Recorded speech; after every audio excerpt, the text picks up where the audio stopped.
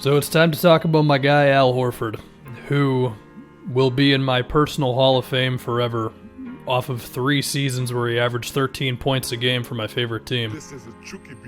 He had some quotes recently where he was like, I'm not being featured enough in the offense, or whatever he said. He's not comfortable enough. He just had a bad game against Indy where he was featured in the offense quite a bit. He just missed a whole bunch of shots. So what's going on with Al?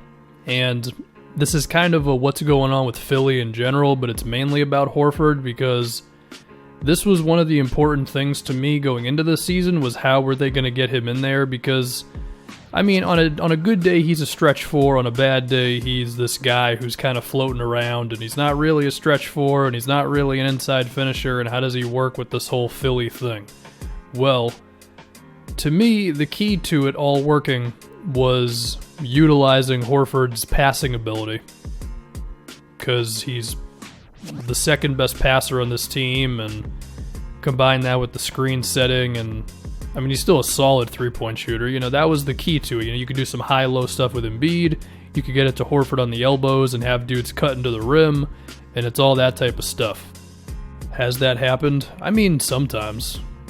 It hasn't happened as much as it did in Boston, but the numbers would suggest that it's not too far off, but there are still a solid amount of times where he's just kind of out there for Philly, but he's not specifically doing something, and maybe that's because of Brett Brown, maybe that's because of Horford not being aggressive enough. I don't totally know. The funny thing is, if you look at Horford's touches per game this season, they pretty much line up with last year, but we recall that last year's Celtics team was really weird and had a million ball handlers and stuff. And I'm not saying like Kyrie, I mean like Marcus Morris and Rozier, and I mean Hayward. It was required for him to have a weird year to figure it all out again, but in terms of making the team better with the ball in his hands more, it wasn't really happening.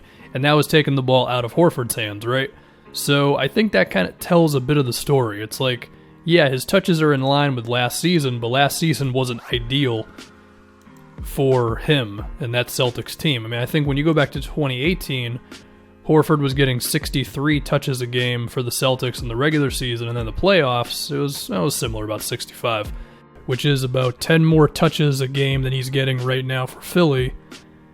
And even then, I think a lot of his touches with the Sixers are those type of passes where it's later in the shot clock and Philly's offense is like, we don't totally know what to do right now. Whereas with the Celtics, it was more of a, okay, let's get the ball to Al and then let's run something around him. I think him playing the 4 is leading to him shooting a couple extra threes, though, which I guess we should have expected. I mean, he last season attempted about 24% of his shots at the rim. This year it's at 18%, and his three-point percentage attempts are higher, if that made sense. So I think it's a little more floating around and not being the main point of the offense for Horford, right? I think that's kind of the thing to take away. Now, another reason why Philly signed him, of course, was to have him play the backup 5, and then also when Embiid is not playing. And, I mean, the lineups with Simmons, Horford, and no Embiid have been pretty much really good, and I think even amongst the frustrations of Horford perhaps not playing great all the time for this team, his pure existence is still a positive for them. I mean, he's still smart, and defensively, I mean, maybe he's not all defense candidate or anything this season, but he's certainly good on that side of the floor. And even if he sometimes has moments of like, you know, where is this guy? He still doesn't do anything that stupid, and that does still matter. Now, is it great for a dude on a max contract or almost a max, whatever it is? I mean, no, but it's still something, right? And speaking of those numbers a little bit more, I decided to look at the last 8 games for them because I don't know why. And funny enough, their starting lineup is basically neutral. And then they have a couple lineups where they start to shuffle it around where they get a lot better. And one of those lineups is Horford, Simmons, no Embiid. Another one is Simmons, Embiid, no Horford. And then they have another one that's been really good where it's Embiid and no Simmons or Horford. And actually, if you stretch out the starting five to the last 12 games, it gets negative. So, I don't know. Do I blame Horford for when all three of them are together, they're not as good? I mean, I could. It's just, I don't think it's one specific thing with this Philly team, so yeah.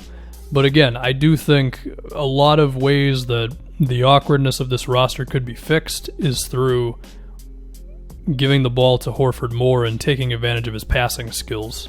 Because you'd think with two of the better passers in the league, I mean with Simmons and Horford, that you'd still be able to generate a lot of good offense just off of the smarts of those two guys, right? And whether that's Simmons setting more screens and Horford doing it, but again, Philly doesn't really like doing that. I don't totally know. I'm sure there's a way to check like Simmons and Horford's stats when they play together and Embiid's not on the floor, but I don't know how to do it on NBA.com, so for all I know, their numbers, like their points per game or points per 36 or whatever, with just those two are really good. Don't know. But yeah, to sum this whole thing up, I think just using Horford's playmaking a little bit more and then just assuming he'll make shots and whatever else. I mean, again, having Horford up top and then having Embiid just hit the post, even just right in front of the rim. I mean, I know you're risking a 3 seconds call, but Horford's smart enough to get it to him right away. I guess for that to work out, you're hoping that Ben Simmons is spotting up in the corner, and well, that creates some other problems because teams aren't exactly going to care about him all the time from there, but then you can have Horford setting off-ball screens for Simmons to do anything, because I think just simply getting that guy moving is huge, and that's going to force the defense to be like, do we switch this? What do we do right now? And then, that could lead to some miscommunications to get Horford some more shots, and then that gets the defense moving around, and then Horford can see the open pass to be made. Like, there's an avenue for all this stuff happening. It does bring up the question once again, is Brett Brown the right coach to do all this? Well, I don't really know. And to be fair, I mean, Horford has had some big assists games. I mean, the last couple he's only had 1 or 2 assists, but he did have 5 2 games in a row. He had 4 another one, and for a big man, that is a lot of assists. So it is happening sometimes. It's just not happening all the time. And there's definitely times when you watch Philly where it's just the awkwardness of everybody just kind of floating around and not really knowing what to do. And yeah, that'll do it for me.